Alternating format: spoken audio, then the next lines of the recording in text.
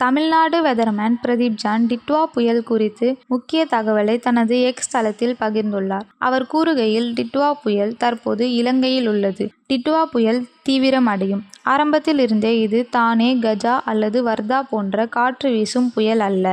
டிட்வா புயல் சென்னையை நெருங்கும் போது புயலாக இருக்காது. அந்த அளவுக்கு சென்னையில் தீவிரமடையாது. மேலும் அது காற்றழுத்த தாழ்வு மண்டலமாகவோ அல்லது ஆழ்ந்த காற்றழுத்த தாழ்வு மண்டலமாகவோ இருக்கும்.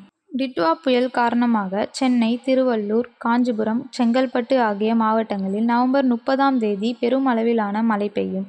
நவம்பர் 29ஆம் தேதி மிதமான மழை பெய்யும். டிட்வா புயல் காரணமாக சென்னை, காஞ்சிபுரம், செங்கல்பட்டு பகுதிகளில் பெரிய அளவில் காற்று வீசாது. புயல் கரையை கடக்கும் போது மணிக்கு 50 முதல் 60 கிலோமீட்டர் மணி வேகத்தில் காற்று வீசும். முன்னதாக வர்தாவில் மணிக்கு 120 கிலோமீட்டர் மணி, கஜாவில் மணிக்கு 140 கிலோமீட்டர் மணி மற்றும் தானேவில் மணிக்கு 150 கிலோமீட்டர் மணி காற்று வீசியது. எனவே டிட்வா புயலின் போது பெரிய அளவில் காற்று வீசாது. டிட்வா புயல் காரணமாக நவம்பர் 29ஆம் தேதி நாகை, திருவாரூர், தஞ்சாவூர், காரைக்கால், மயிலாடுதுறை போன்ற இடங்களில் மிக கனமழை பெய்யக்கூடும். அருகிலுள்ள மாவட்டங்களான திருச்சி, பெரம்பலூர், அரியலூர், புதுக்கோட்டை ஆகியவையும் கனமழை பெய்யும். டிட்வா புயல் தீவிரமடைந்ததும் கடலூர், விழுப்புரம், கள்ளக்குறிச்சி, திருவண்ணாமலை, வேலூர், சேலம், ராணிப்பேட்டை, நாமக்கல் ஆகிய இடங்களில் மழை பெய்யும்.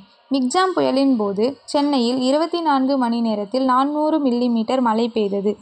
ஆனால் டிட்வா புயலால் அந்த வகையான மழைக்கு வாய்ப்பில்லை. நவம்பர் 29 மற்றும் 30ஆம் தேதி சென்னையில் மழை பெய்ய தொடங்கும். டிசம்பர் 1ஆம் தேதி வரை மழை பெய்யும் என தெரிவித்துள்ளார்.